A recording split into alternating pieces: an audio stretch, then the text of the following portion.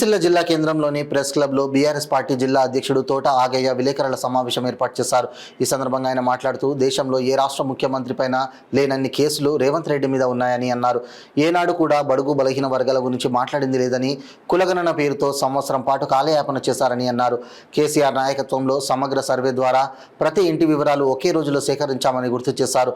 Kamareddy declaration ప్రకారం 42% రిజర్వేషన్లను అమలు చేయాలని డిమాండ్ చేశారు. అదేవిధంగా కాంగ్రెస్ ప్రభుత్వం ఇచ్చిన 6 హామీలను వెంటనే అమలు చేయాలన్నారు. ఈ సమావేశంలో బీఆర్ఎస్ పార్టీ పట్టణ అధ్యక్షుడు జిందం చక్రపాణి, గూడూరి ప్రవీణ్, కుంబాల మల్లారెడ్డి, మ్యాన రవి తదితరులు పాల్గొన్నారు. నాయకులు మా సోదరులందరికీ అట్లాగే మీడియా మిత్రులందరికీ కూడా పేరు పేరున హృదయపూర్వక నమస్కారం. నిన్న అసెంబ్లీలో బీసీ కులగణన మీద 42% రిజర్వేషన్ అమలు చేయడం పైన ఇంకోటి ఏంటంటే అనేక సంవత్సరాలుగా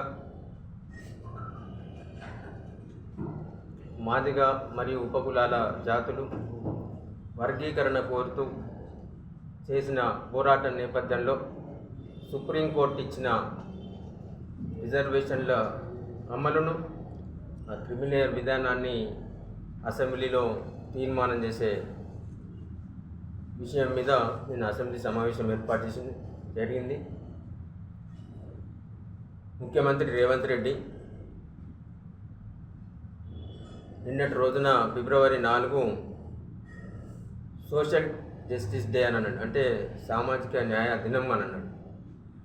నాకైతే అనిపిస్తూ ఉంది, ఆయన ఆ మాట చెప్పినప్పుడు ఆయన ఫీలింగు, ఆయన పోజులు చూస్తే బీసీ కులగణన కోసం గతంలో కులగణన సమగ్ర కుటుంబ సర్వే జరిగినప్పుడు 2014లో ఆ వీడియో ఉంది, మీ అందరి దగ్గర కూడా ఉన్నది.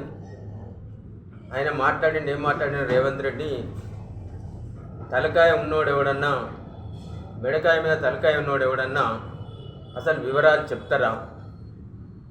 ఎందుకు చెప్పాలి వివరాలు? ఇంటికి వస్తే కుటుంబ వివరాలు అడిగితే తన్ని పంపిండ్రని చెప్పిండు. మరి ఇలా ముఖ్యమంత్రి స్థాయిలో నువ్వు నీ మెడకాయ మీద తలకాయ ఉండే చేసినవా, లేకపోతే తలకాయ లేకుండా చేసినవా? బుద్ధున్నోడెవడన్నా చేస్తాడా అని అడిగిండు.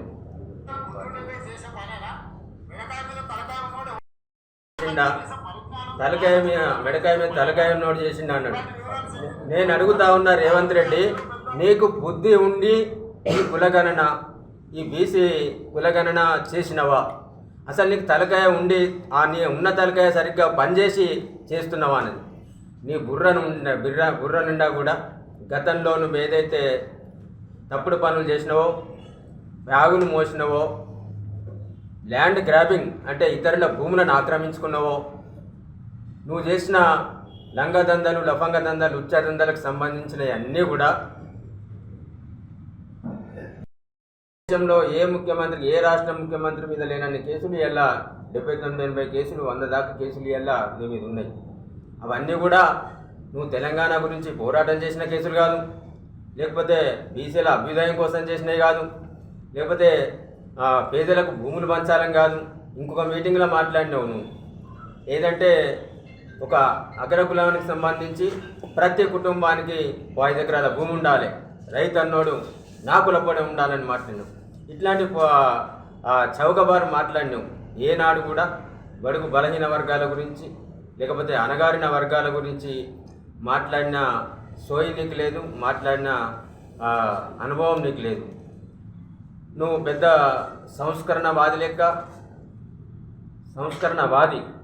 నువ్వు ఒక సంసార లెక్క ఫిబ్రవరి 4వ తారీఖును సామాజిక న్యాయ దినంగా కాంగ్రెస్ పార్టీ ఈ రాష్ట్రంలో ఎవరికో మేలు చేసింది అనే విధంగా నిన్నటి రోజును పరిగణించానన్నా.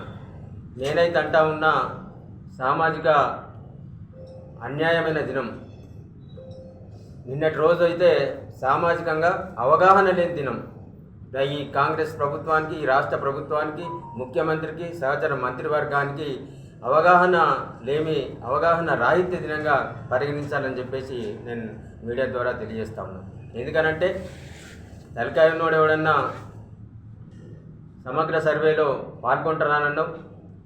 నువ్వు చేయాల్సింది ఈ రాష్ట్రంలో బలహీన వర్గాలైన బీసీలు కులాల వారీగా ఏ కులానికి సంబంధించిన వాళ్ళు ఎంత ఉన్నారు, వారికి సంబంధించిన రిజర్వేషన్లను ఈ రాష్ట్రంలో కామారెడ్డి డిక్లరేషన్లో నువ్వు ఎన్నికల సభలో చెప్పినావు 42% రిజర్వేషన్లను బీసీలకు అమలు చేసి చూపిస్తామన్నావు. మరి నీ ప్రభుత్వం వచ్చిన తర్వాత నీకు సర్వే చేయనీకే ఏడాది పట్టింది. మరి ఇచ్చిన ఉద్యోగాల సంగతి ఏంది, మరి ఇవ్వాల్సిన ఉద్యోగాల సంగతి ఏంది? అట్లాగే ఇలా స్థానిక సంస్థలు కూడా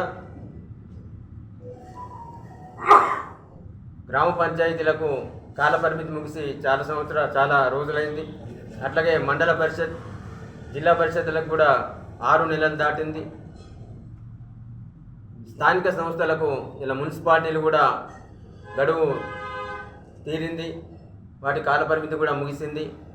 మరి స్థానిక సంస్థలను నిర్వీర్యం చేసే విధంగా గ్రామాల్లో, పట్టణాల్లో, వార్డుల్లో ప్రజలకు దగ్గరగా ఉండి సేవ చేసే ఈ సంస్థలు ఏవైతున్నాయో వాటన్నిటిని కూడా నిర్వీర్యం చేసే విధంగా నువ్వు ఇలా ఈ కుల గణన పేరు మీద సంవత్సరం పాటు కాలయాపన చేసి నువ్వు చేసింది ఏంటంటే తప్పుల దడకగా రిపోర్టులు చూపెట్టడం జరిగింది.